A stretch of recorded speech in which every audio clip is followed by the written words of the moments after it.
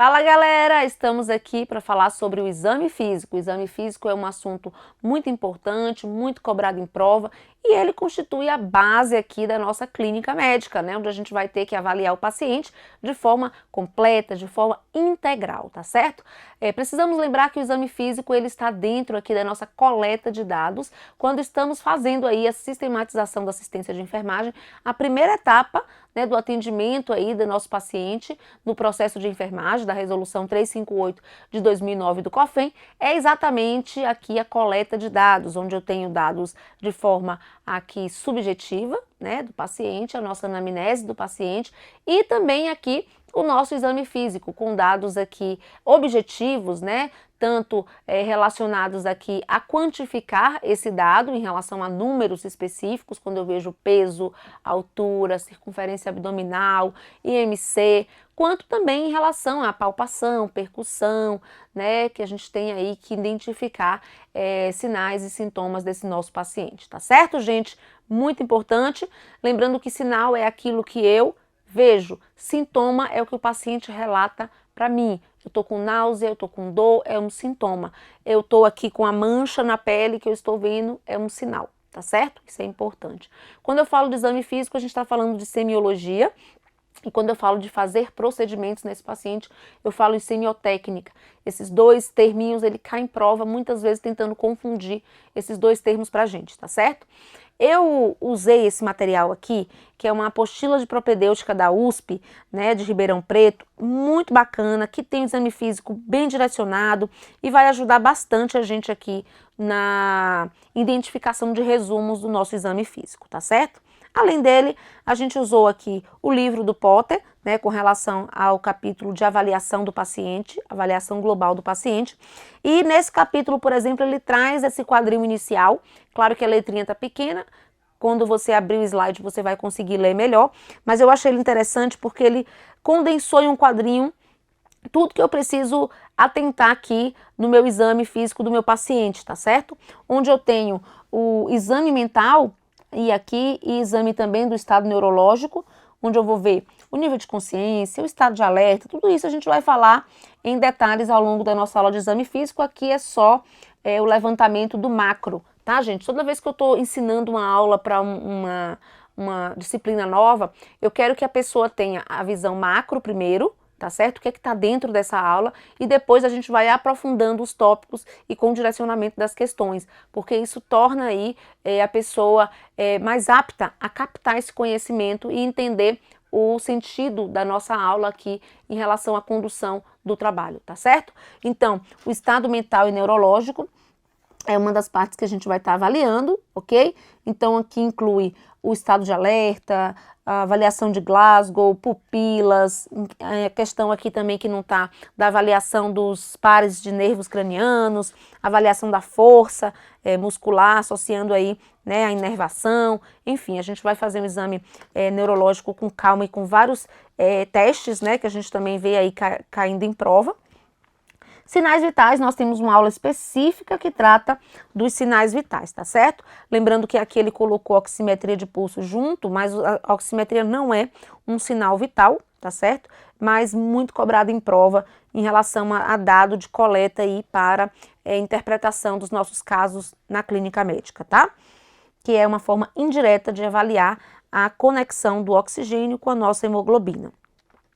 A função sensorial motora, ok? Então, movimento, a força, se tem dormência, formigamento, aqui a gente vai trabalhar isso junto com a avaliação neurológica, tá certo? Porque está correlacionado, né? Quando eu avalio a força motora, eu estou avaliando a funcionalidade do músculo, mas também a inervação dele, porque é ali o estímulo nervoso que é necessário também para acontecer a contração, tá? Avaliação dermatológica da pele em relação à cor, temperatura, o tugor, a umidade, se tem edema, né, o sinal de Godet a gente vai ver aqui em relação ao edema, se tem ferida ou não, né, ou seja, a integridade dessa pele. Sistema cardiovascular, em relação aqui, não só o cardio, mas pulmonar também, a ausculta respiratória, a ausculta cardíaca, vão ser aí tópicos de muita cobrança em prova, além de, claro, a avaliação dos pulsos, tanto centrais quanto periféricos, né? E o enchimento capilar é um tópico importante da nossa avaliação, cardíaca aqui, porque avalia a função de perfusão periférica, tá? Toda vez que eu estiver vendo o enchimento capilar ou também a produção de urina, eu estou verificando a circulação periférica. Quando o paciente está com uma perfusão ruim periférica, a primeira coisa que fecha é aqui os vasos da pele, né, da extremidade e também do rim. Então eu produzo menos urina e tenho aqui um enchimento capilar lento. Então isso é um sinal para mim que a perfusão não está boa. Então a gente vai fazer essa correlação aqui também, ok? Sistema gastrointestinal, a gente vai observar os ruídos hidroaéreos, né, como é que funciona, a questão da palpação abdominal e percussão no momento posterior à ausculta, né, trazendo aí uma situação de ordem diferente do exame abdominal frente aos outros sistemas, se tem distensão abdominal, se tem diarreia, constipação, flatulência, situações aí do sistema gastrointestinal, o gênito urinário, corrimento, né, e queixas respectivas também. Se a pessoa tem ferida, a gente vai avaliar dentro também da clínica médica do exame físico aquela ferida especificamente. Se o paciente está internado, tem aqui dispositivos em uso, a gente também faz essa avaliação na hora do exame físico, né? Permeabilidade, a questão do funcionamento e o tipo de secreção que está sendo drenada, a gente também já olha ali junto, tá certo? E aqui os dispositivos de suporte, de apoio do nosso paciente, caso ele esteja aqui utilizando tração, gesso, oxigênio, e esse tipo de dispositivo, tá? Então essa tabelinha do Potter eu achei bem interessante para a gente ter uma visão geral do nosso paciente da clínica médica. E a gente entra logo agora no exame clínico aqui geral, a parte quali do nosso exame, tá? Onde eu tenho aqui 6 tópicozinhos importantes pra gente. O estado geral, onde eu vejo esse nível de consciência, tá certo? A face do paciente, a face de dor, por exemplo, fala muita coisa para mim, né? A fala, se ele está conseguindo falar, se está conexo, está direitinho, se ele está em confusão mental e a mobilidade dele. Então, esse estado geral aqui é importante fazer essa análise. A questão da pele, né? A questão se ele tem aqui uma pele e uma mucosa mais pálida, principalmente a mucosa palpebral da conjuntiva, a oral, o leito unguial, palma da mão, isso aqui vai dizer para mim se ele está corado ou descorado, né? No estado geral, se ele está lúcido, né, orientado, é o que eu vou escrever na minha evolução. Estado geral, lúcido, orientado, né, no tempo e no espaço, lembra lá do nosso lote, né? O grau de palidez eu vou dizer se ele está corado ou descorado.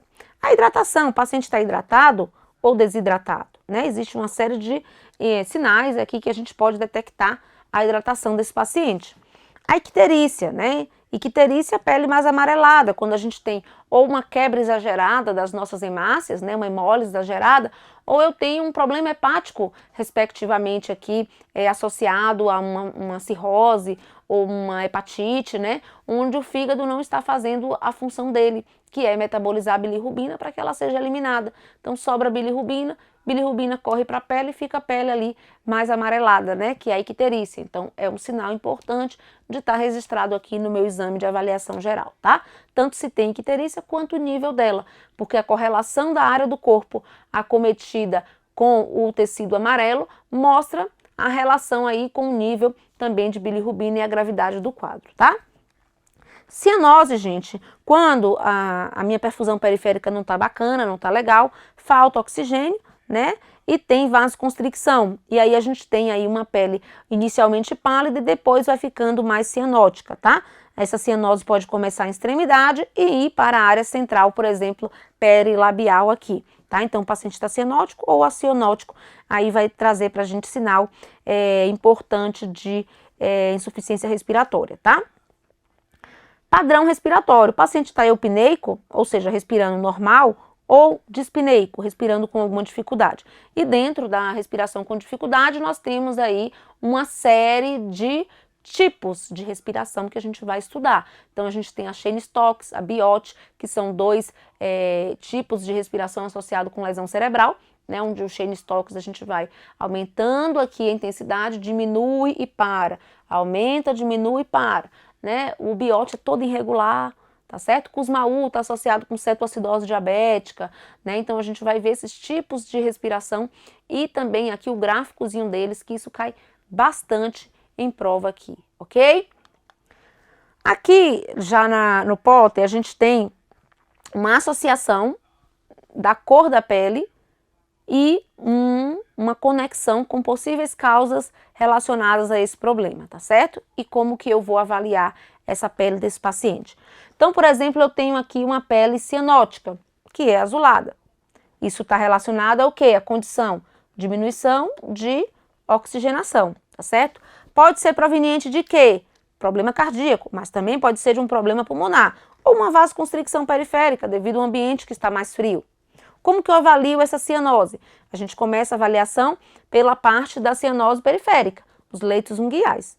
Depois, no caso grave, eu tenho aqui a parte boca, né? Lábios, base da língua, mais cianótico aí de aprofundamento do quadro, tá? Palidez, paciente pálido. Quais são aqui as causas? O paciente com choque faz vasoconstricção periférica. Também o paciente anêmico, ou seja, falta oxigenação adequada ali no nosso tecido. A anemia também gera palidez. Então eu tenho como condição redução de oxihemoglobina, seja por conta da anemia, seja por conta da vasoconstricção do choque. E eu tenho aqui que avaliar isso na face, na conjuntiva, na palma da mão, certo? Eu posso ter a pele mais vermelha, com eritema. Isso pode ser causado por febre. Paciente com febre fica com a pele mais avermelhada, por isso que a gente tem que olhar a pele quando o paciente está febril. Um trauma direto, que aí é uma lesão mesmo, né? Rubor, ingestão de álcool também pode gerar uma pele mais avermelhada. Isso acontece por uma vasodilatação, um aumento do fluxo sanguíneo periférico, tá? Paciente com choque neurogênico, ele também fica com a pele vermelha, que tem uma desautonomia e faz uma vasodilatação generalizada, tá certo? Eu tenho um paciente amarelo alaranjado para icterícia, que mostra um depósito de bilirrubina, por falta de funcionamento adequado hepático, tá certo? E aí eu tenho ou o funcionamento hepático ruim, com uma cirrose, ou aqui uma destruição exagerada das células vermelhas, que está produzindo muita bilirrubina e mesmo o fígado normal não está dando conta de metabolizar, tá? Quando está numa situação mais grave, né, até o olho fica amarelo, tá certo? E em situações menos graves, a gente tem aí algumas partes do corpo um pouco mais amarelo apenas, tá certo? Eu chamo sua atenção que a gente tem um acúmulo de beta-caroteno para pessoas que usam muito esse tipo de alimento, cenoura, alimentos mais alaranjados, cenoura, mamão, aí você tem um acúmulo às vezes de beta-caroteno, a pele da pessoa fica um pouco mais alaranjada. E é diferente da icterícia em si, que é um pouco mais amarelada. E às vezes as pessoas precisam lembrar disso, porque tem questão de prova, inclusive nessa aula, que vai trazer essa nossa discussão, ok? Perda de pigmentação, uma doença autoimune chamada de vitiligo, né? Uma condição autoimune, causando aí a falta desse pigmento, tá? Isso se mostra de forma irregular na pele, no rosto, mão, braço e gera uma repercussão aí relacionada à vida social, né? As pessoas têm vergonha disso.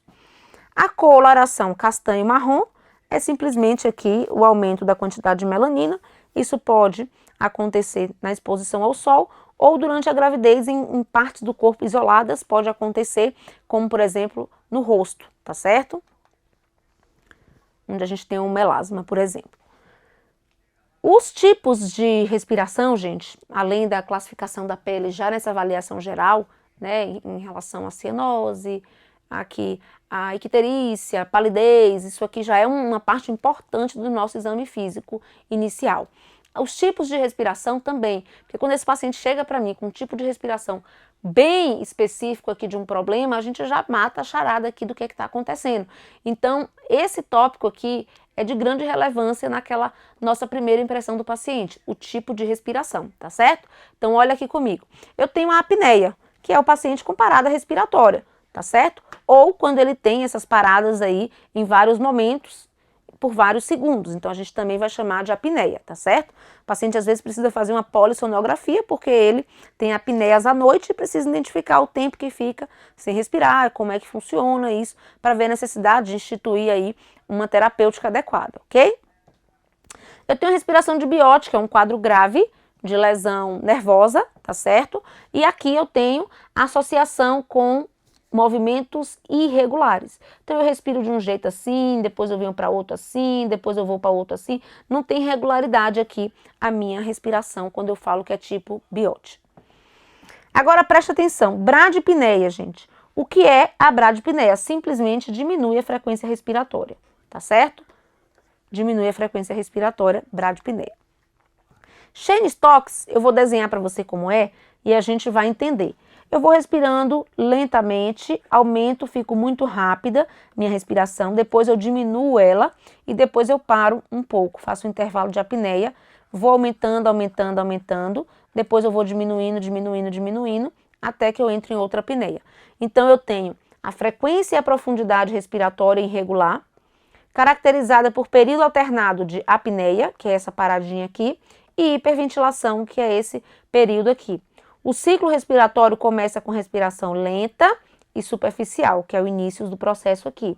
Aumenta gradualmente para frequência e profundidades anormais e o padrão se reverte. A respiração se torna lenta de novo e superficial, atingindo um ponto máximo com a apneia, mesmo antes de prosseguir aqui a respiração, tá? Observe aqui o desenhozinho para a gente associar o gráficozinho com a palavrinha, porque isso é que ajuda na resposta da prova, tá certo? Nesse item aqui, gente, eu preciso que a gente diferencie três termos, tá? Três termos.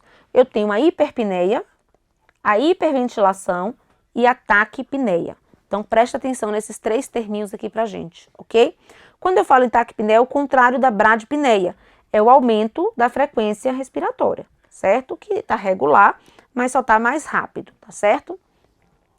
Hiperpneia, eu vou lembrar de hiperpneia aqui de profundidade. Então, o que tá aumentado pra gente é a profundidade, tá certo? Então, a profundidade que tá mais intensa, ok?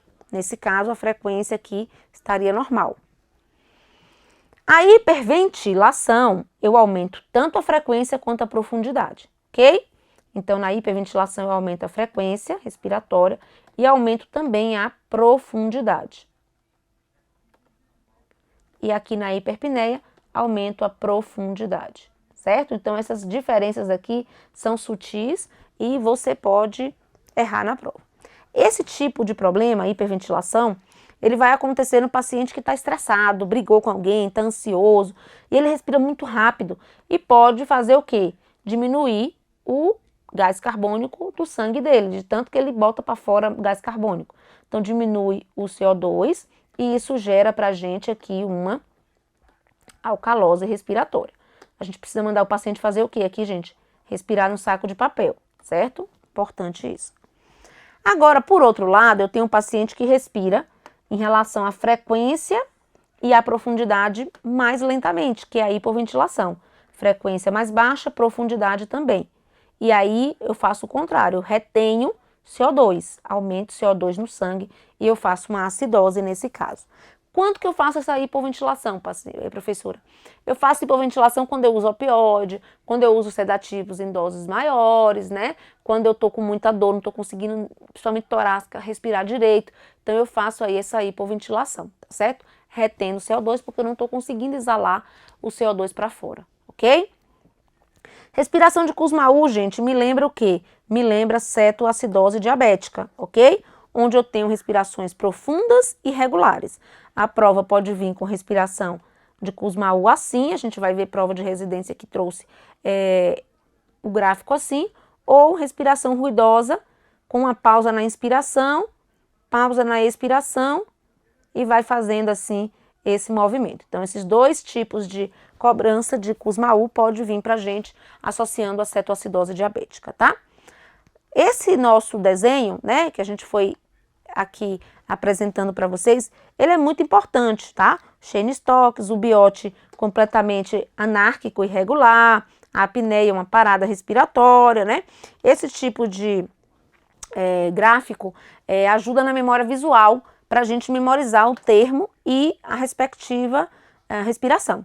Então, Cheyne-Stokes, lembra lá que eu vou respirando bem lentamente, vai chegando no topo máximo, vai diminuindo, diminuindo até o parar, né? Isso de respirar e assim vai seguindo um ritmo aí, né? Que vai modificando, mas tem um movimento já esperado para os próximos, né? Tem a ver com lesão cerebral. A biote é toda louca, né? Toda aí irregular. E isso também tem a ver com lesão cerebral. Kussmaul, como eu falei para vocês, pode vir dessa forma, profundas seguidas de pausa, expirações curtas também seguidas de pausa. São duas formas de Kussmaul. Então tem a com pausa e tem a sem pausa, tá? Respiração suspirosa, tô respirando, de repente eu vou lá e puxo o ar, paciente com ansiedade, né? Faz bastante isso, certo? E dispneia, aí depende, tem várias formas de dispneia, não significa dificuldade respiratória que a gente está encontrando ali no nosso paciente, tá? Com relação à pele, a gente viu aquela tabelinha lá do Potter, aqui só um fechamento, né? O que está incluído nessa avaliação da pele, hidratação, icterícia, cianose, palidez, tudo isso sendo avaliado. O que eu chamei sua atenção na pele dessa avaliação global foi o beta-caroteno acumulado por conta de alimentações que têm esse produto em excesso, ok? Que torna aí a pele um pouco mais alaranjada. Então aqui o caroteno, por exemplo, do mamão e da cenoura são exemplos disso. Para diferenciar a questão da cianose com o alaranjado do beta-caroteno, eu vou lembrar que apenas na pele o caroteno se acumula, tá certo? Então, na pele a gente olha o caroteno. Para ver a icterícia, a parte da mucosa também fica amarelada. Então, a esclera do olho e o freio da língua também ficam amarelados para a gente diferenciar, tá? Aqui a gente tem, né, esse detalhamento, onde eu tenho a icterícia, observada aqui no paciente mais amarelado, certo? Observe o paciente sem icterícia, com icterícia. E mostra para mim problemas hepáticos, né? Principalmente aqui a cirrose, onde o fígado fica fibroso e não consegue metabolizar adequadamente aí a bilirrubina, dentre várias outras funções do nosso fígado, tá? O beta-caroteno, a pele fica aqui mais alaranjada, tá certo? Tem essa hiperpigmentação e isso não acontece na região da mucosa. Com relação à cianose, nós vimos aí a coloração mais azulada, começa mais na extremidade e no agravamento do quadro a gente vai ter aí nas regiões centrais, ok? E eu vou dizer se o paciente está cianótico ou acianótico, tá certo? Olha a primeira questão da nossa aula de exame físico global aqui, da parte introdutória da avaliação qualitativa inicial. O exame físico geral é a primeira etapa do exame clínico de enfermagem. E além de completar a anamnese, entrevista compreensiva, fornece uma visão do paciente como um todo. Conceituou aí o objetivo do exame físico geral, a IADES na prova da residência aqui da SES-DF, ok? Com relação ao exame físico de enfermagem, julgue os itens a seguir. O excesso de beta-caroteno pode se assemelhar à cianose. Para diferenciar as duas condições, deve-se observar se o tom arroxeado ou alaranjado está presente apenas na pele, caroteno, ou também na esclera e no freio lingual. Tem alguns erros aqui. Primeiro, o excesso de beta-caroteno, ele pode se assemelhar à roxidão, gente? Não, à icterícia, certo? É a icterícia que a gente pode confundir o amarelo com laranja, certo? Então, as duas condições, observar se o tom ictérico, amarelado e alaranjado está presente na pele, que é o caso do caroteno, e na esclera e freio da língua, que é o caso da icterícia. Então, por conta disso, a questão vai estar errada aqui, ok? Próximo sistema que nós vamos avaliar, aqui tem a ver com o que a gente já está falando, né? O sistema dermatológico. A gente já falou da coloração em si da pele, que fala muita coisa pra gente, mas não só a pele está incluída no sistema aqui dermatológico de maneira geral, tegumentar, onde eu tenho a pele, também as unhas e o cabelo, certo? Onde eu tenho que observar a presença de erupções, nódulos, feridas, se tem prurido na pele, ressecamento, alterações em cabelo ou unhas, mudança do tamanho ou cor de verrugas e manchas. Eu comentei esses dias a prova do TRT do Rio de Janeiro, da banca Instituto OCP. E ela cobrou uma questão de anatomia e fisiologia do sistema dermatológico. E ela dizia lá que o cabelo, ali propriamente dito, tinha células vivas, né? Não tem. Célula viva é o bulbo capilar. O cabelo propriamente dito, o fio de cabelo, são células mortas de queratina, né? Ela falava da unha, que a unha tinha que ser opaca, tinha que ser ondulada. Não, a unha tem que ser brilhosa, a unha tem que ser lisinha, né? Se ela tiver ondulação, se ela tiver opaca, isso mostra falta de vitaminas, né? E problemas que podem estar relacionados também com problemas de infecção da unha, né? Como micose, por exemplo. Então, a unha, o cabelo, ele traz sinais pra gente clínicos aí de doenças, principalmente de hipovitaminose, tá certo, gente? De desnutrição. Então, são aí importantes esses tópicos de avaliação global do nosso paciente, não só a pele em si, mas os seus anexos, unha, cabelo, também aqui faz parte desse exame, ok? Com relação agora ao exame geral quantitativo, onde a gente vai estudar ele no próximo bloco, que envolve aí pressão, peso, altura, circunferências, e espero você no próximo bloco para a gente ver o exame físico quantitativo.